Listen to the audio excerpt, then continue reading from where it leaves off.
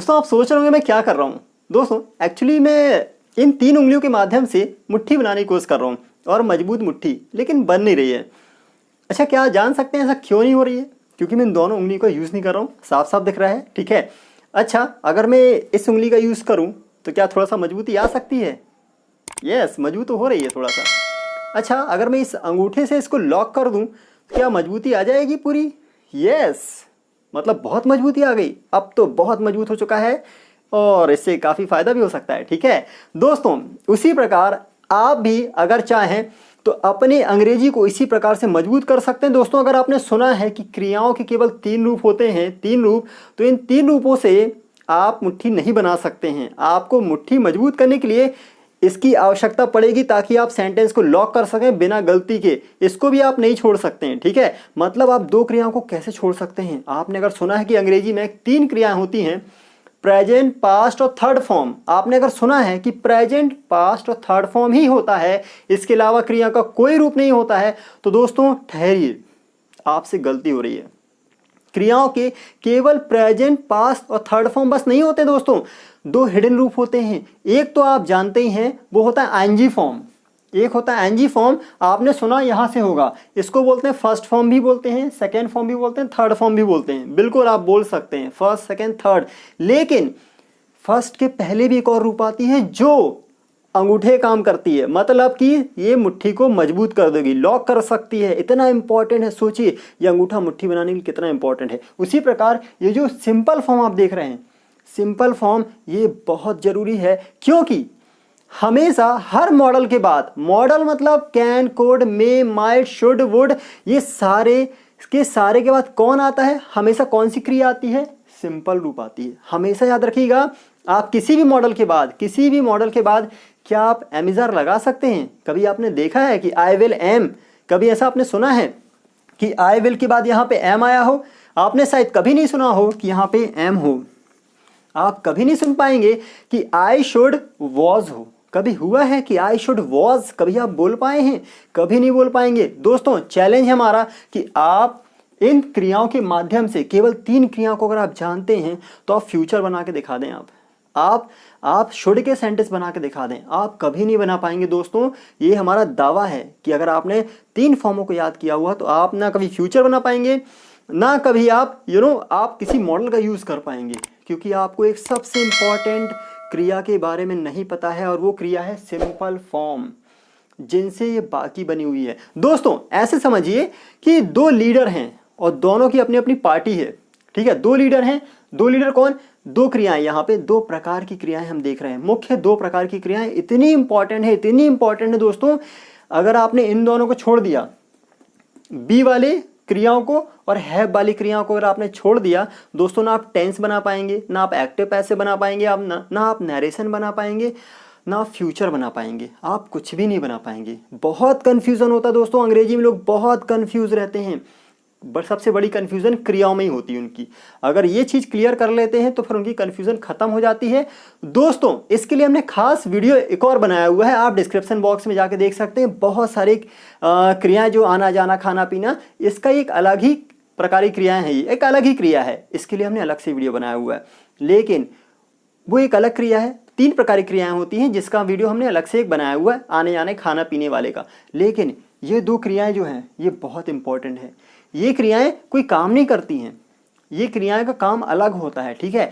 मतलब एमिजार तो आप जानते हैं, एमिजार क्या बताता है? होना ना होना, ठीक है। एमिजार का काम ये होता है। यहाँ पे क्या होता है? हैवेस का काम होता है रिश्ता बताना।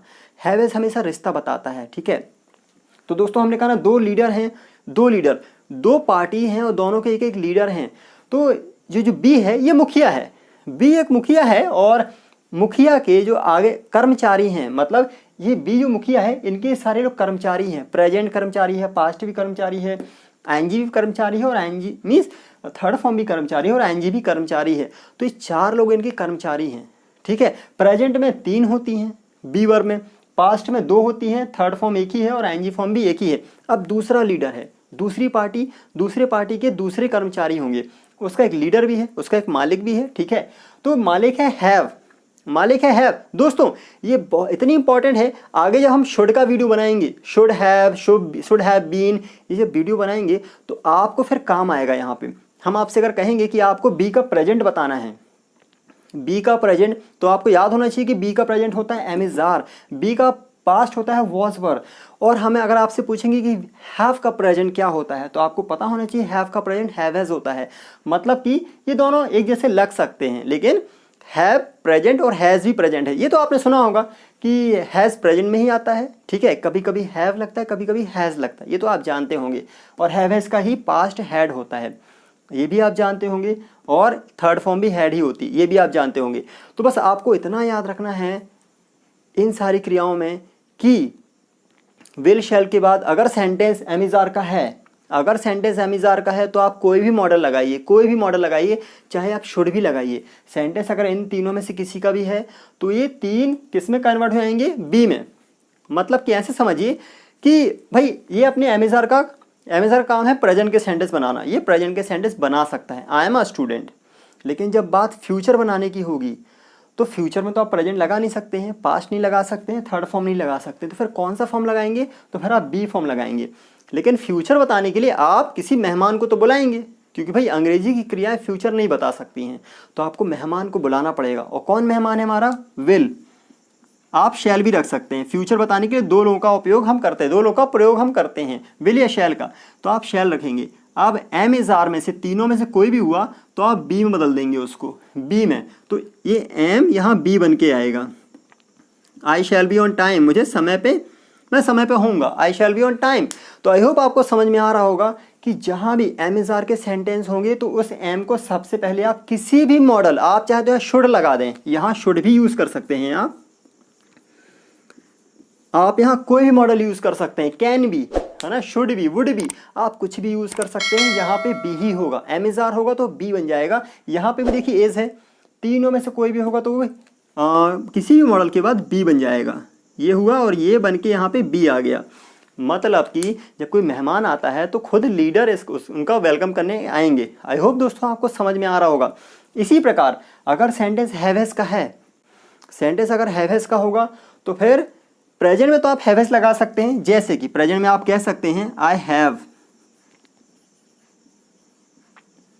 A car. लेकिन जब इसका आप यहाँ पे आप मॉडल यूज करेंगे तो मॉडल में आप क्या करेंगे, सबसे पहले तो आप शुड लगाएंगे, जो भी मॉडल यूज करना चाहें, जो भी, ठीक है।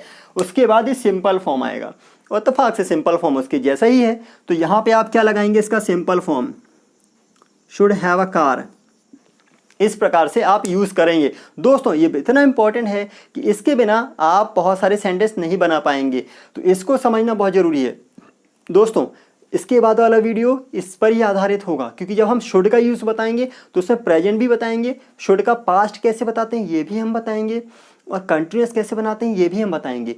उसके लिए आपको इन फॉर्म को समझना बहुत ज़रूरी है, ठीक है। अगर आप इनको समझ लेते हैं तो वहाँ बहुत आसानी से आप काम कर लेंगे। इसीलिए इस वीडियो को इसको जरूर आप आराम से नोट कर लें, अच्छे से इसको समझ लें, इसकी प्रैक्टिस कर लें, ताकि इन क्रियाओं को आप ना भूलें। दोस्तों सबसे इंपॉर्टेंट है सिंपल फॉर्म, ठीक है, और इनका प्रेजेंट फॉर्म भी है। बी का present form am is are है, पास्ट वॉज वर है, थर्ड फॉर्म बीन है, और आईएनजी फॉर्म बीइंग है, और प्रेजेंट में है हैव, सिंपल फॉर्म हैव है, प्रेजेंट में हैव हैज, थर्ड हैड, और यहाँ पे भी हैड और यहाँ पे हैविंग है। आई होप आपको ये डाउट क्लियर हो रहा होगा, ठीक है। दोस्तों अगर मैं आपसे कहूँगा कि बी का थर्ड फॉर्म क्या होता है, वॉज वर का थर्ड फॉर्म क्या होता है, क्योंकि आने वाला जो शुड का वीडियो होगा इस पे आधारित होगा। अगर मैं आपसे पूछूंगा कि वॉज वर का थर्ड फॉर्म क्या है, तो आपको पता होना चाहिए वॉज वर का थर्ड फॉर्म बीन होता है, ठीक है, वॉज वर का थर्ड फॉर्म बीन होता है। अगर मैं आपसे पूछूंगा कि एम इज आर का थर्ड फॉर्म क्या है, एम इज आर का थर्ड फॉर्म, तो आपको पता होना चाहिए एम इज आर का थर्ड फॉर्म क्या है, ठीक है। तो इस प्रकार से आपका आगे बहुत आसानी से आप किसी मॉडल को यूज कर सकते हैं, ठीक है दोस्तों। आई होप आपका ये डाउट क्लियर हुआ होगा। दोस्तों इस प्रकार के ढेर सारे वीडियो को पाने के लिए आपको हमारे चैनल को सब्सक्राइब करना होगा। अगर आप हमारे चैनल पर नए हैं तो जरूर सब्सक्राइब करें, बेल आइकन साथ में जरूर दबाएं, ताकि इस प्रकार के वीडियो की नोटिफिकेशन आपको सबसे पहले मिल सके।